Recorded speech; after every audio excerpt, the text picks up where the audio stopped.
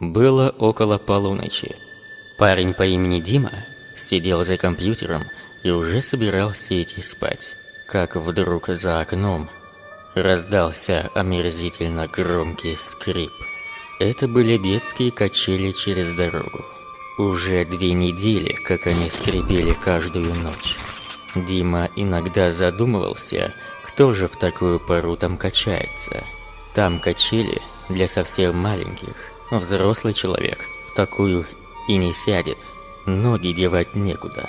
Неужели кто-то в полночь водит ребенка поиграть? Ну хорошо, может быть, человек занятой и хочет уделить внимание своему ребенку. Ну на 5 минут, ну на 10. Но это ведь по полночи продолжается иногда. Вдруг Дима услышал, как этажом выше открылось окно. Это был его сосед. Уважаемые! Вы там чем скрипите? Вы там что? Анусами своими скрипите, что ли? Так я вам сейчас помогу их смазать паяльником. Поздно уже. Кыш отсюда, спать ложитесь. Скрип прекратился, но через некоторое время возобновился и стал каким-то уж совсем мерзким и назойливым. Диме даже показалось, что он слышит в нем истерический смех. Сверху хлопнула входная дверь.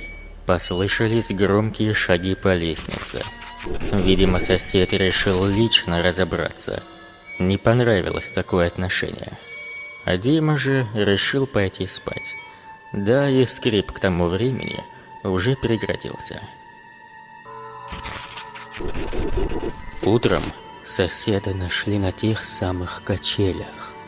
Его лицо было искажено гримасой ужаса. Официально, по заключению врача, сосед умер от остановки сердца. Но что его там напугало до смерти, остается загадкой.